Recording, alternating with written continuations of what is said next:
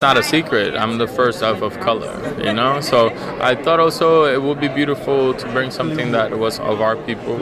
She is the first dwarf of color. Oh my God! Wow! Now we see us. Now we're here. We are heard. We are seen. It is our time and it's our turn. I am a person of color. I feel very much aligned with that legacy of occupying, you know, spaces that perhaps we haven't been invited to. There will no longer be a time where you can say there are no elves of color. So we erased that one. To see not only some diversity across the entire show, but also diversity being in positions of power. This will be the visual reference that people, the younger generations will follow. And the generation that comes after us now, this will be their memory of Tolkien. Obviously, we no longer have the great J.R.R. Tolkien around. What is the aspect of the show you would most love to get his thoughts on? There's a lot of conversations about female characters, characters of color. There's a big conversation happening. I would like to have that conversation with him. I do think he would give a resounding F yeah.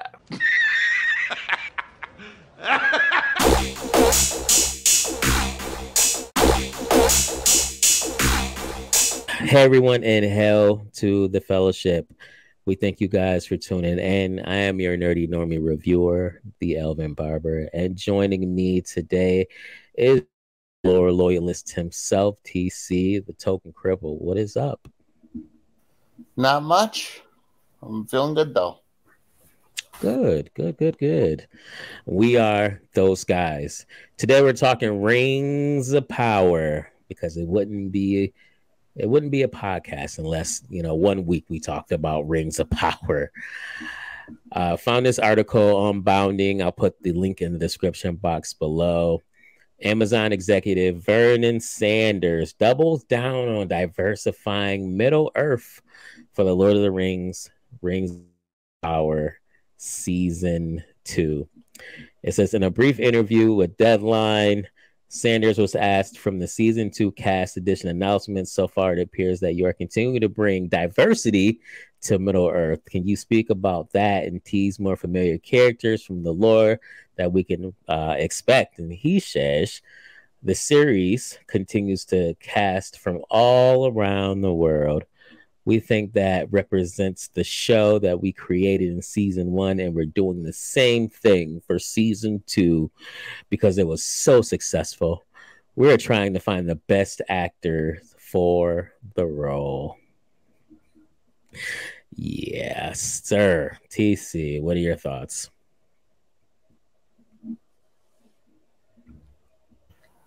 I think that those are two mutually exclusive statements. You can't be diverse to all get out, and you can't put that first and then be like, we're looking for the best actor for the role. Exactly. To me, it just sounds like you're checking boxes. Like that's what it sounds like to me. Like that statement to me says, oh, I wonder how many boxes we can check for Season 2. Because, the thing is, if you were looking for the best people to fill the role, you wouldn't have made Rings of Power Season 1.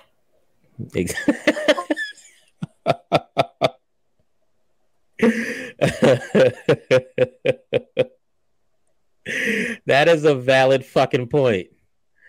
That is a valid fucking point. Yeah. Yeah, those characters, that acting, my God, it wasn't good. It wasn't good at all. And the writing. The writing was awful. Yeah, the writing was abysmal. The production looked cheap. Everything was underwhelming. The show was so boring. But all you care about is diversity. They don't care about the substance of the show and the writing. All they care about is diversity, making the show look good, which it does, and it doesn't even look good. But you got there. It's just frustrating because you could if you only, it would be as simple as flipping those two sentences around. We're looking for the best people to fill the role, and thus we have a diverse cast because they were the best for the job. Right. Instead, they said, we're looking for a diverse cast. Oh, but they're okay. Don't worry about it. They're okay. They're all right. They're all right. Dude, I am so sick and tired of this modern, these like them putting their modern sensibilities and ideologies and fantasy shit. Like the whole point of fantasy is escapism, to be in a whole new place, right? A whole new world that was created and developed with shit that I haven't seen before. Like, I don't give a fuck if there's someone, a character that looks like me. Like, I don't care about that shit. Maybe, I don't know, maybe that makes me racist. I'm sure that's what they'll say, right? Like, because I don't care about that, because I don't care that there's a black elf and a black dwarf, that clearly, that was their point, to input these individuals in the show. Like, it wasn't like they were just two characters in the show that happened to be black. Like, they actively during these interviews were like, oh, like, as a elf of color and a dwarf of, like, this was like their main, like, their story. This is what they were putting out there. But because I don't give a shit about that, I'm gonna be called racist. Which, whatever. Like, you want to call me racist? That's fine. I don't want to see modern shit in my fantasy. I don't know. Maybe that's just me. I don't know.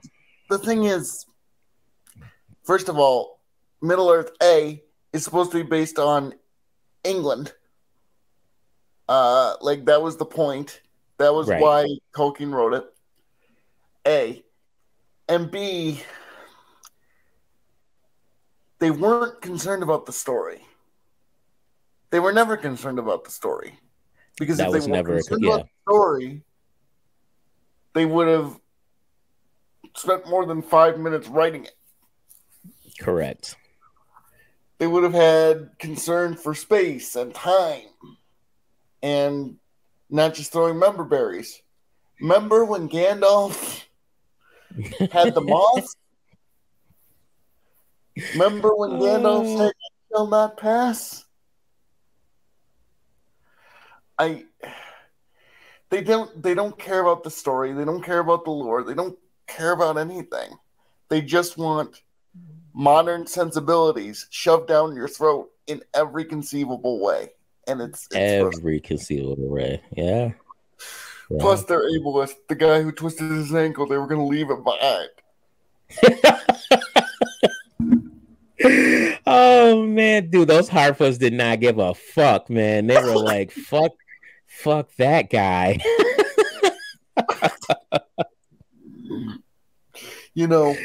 Oh man, they're like, those are like proto hobbits.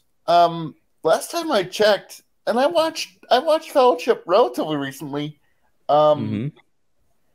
Sam, Pippin, Merry, they all, like, when they heard Frodo was going on the quest, they all jumped to go to his aid.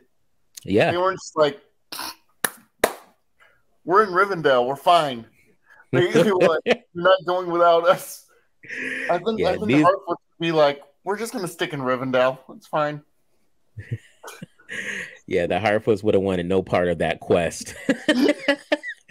No part of it at all. They're like, we're good. We're just gonna, if anything, we're gonna go in the opposite direction because fuck you. So, but Mr. Frodo would die. Who cares? He gets left behind, and then we'll laugh about his death in our festival. Oh my god, that's the writing. This is the writing for Rings of Power. This is the writing. It's, the sea is always right. The sea is always right. Earnestly, what does that even mean? I don't fucking know. A lot of the dialogue in the show, I'm sure they were like, "Oh, but a lot of it's repurposed, like you mentioned, but a lot of it's like they just thought they were so clever. It's like you're Why not does clever.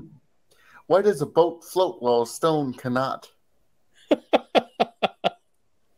Because the stone is always looking downward.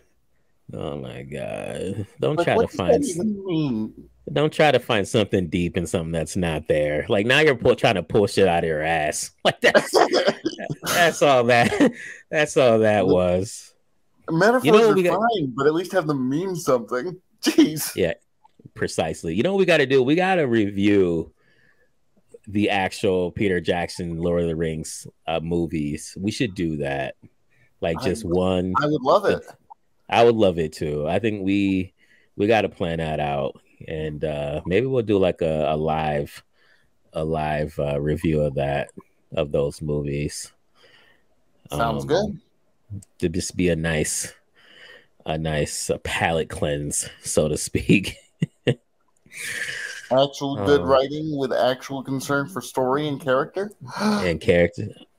Right? Like, oh my god, these types of things exist. It exists. Yeah. Any last remarks, thoughts? Just no. I want the show to be over. This show is supposed to have 5 seasons. There's two is already in production. 3 there, according to this article, 3 has not yet been greenlit. Which is kind of sad. Yeah, it is kind of sad. But keep putting that diversity first. I'll be the Clayton Bixby. How is it that they haven't realized that doesn't work yet, though? I don't know. They've been trying this for a solid, 5 years, would you say? Diversity first? Yeah. Like this whole woke movement, right? It's like it hasn't worked. In fact, I was actually watching Nerdrotic. Shout out to Gary and Nerdrotic the other day, and he mentioned how the theater revenue, how much we made this year, has been the lowest it's ever been. Like, no one's going to the movies. No one. And this is there's a reason why. Like, there's definitely a reason why. And I get confused because it's so easy to make money. Like, if you just give the fans what they want. And granted, that's that too. Like, don't troll your fans.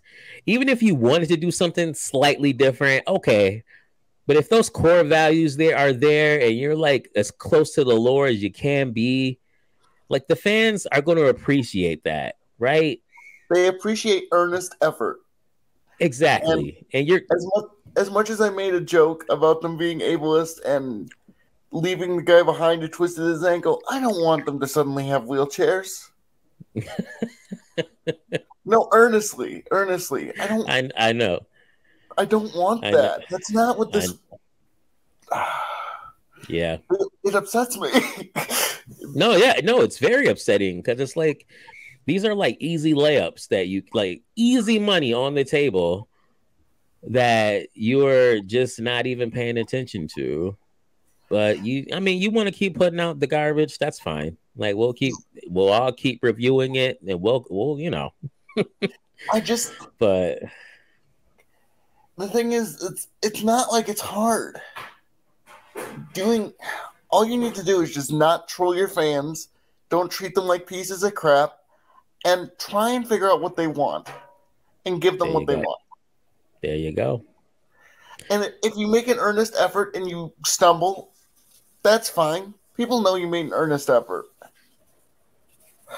They'll forgive that. When you treat them like trash and say, if you don't like it, you're a bigot, that's when people get pissed. Yep, that's when people stop watching your shit and stop caring. And then you put out statements like, "Oh, they're racist and review bombing and blah blah blah. And it's like, no, you started this. Like, you trolled us. We just didn't watch your. Yep, we just don't care about your product. So we're not racist. We just don't care. And you know what's even funnier? If they actually try to put out a good product, but put messaging in a good product, no one would care. No one would care. No one would care.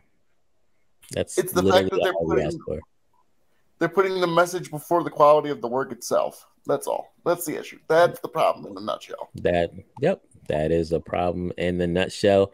Couldn't have put it better myself. Well, we thank you guys for tuning in. Again, smash that like button, subscribe, leave a comment, let us know what you think. Ring that bell for notifications, share this video out there. You guys take care. Have a happy new year. Happy New Year, everyone.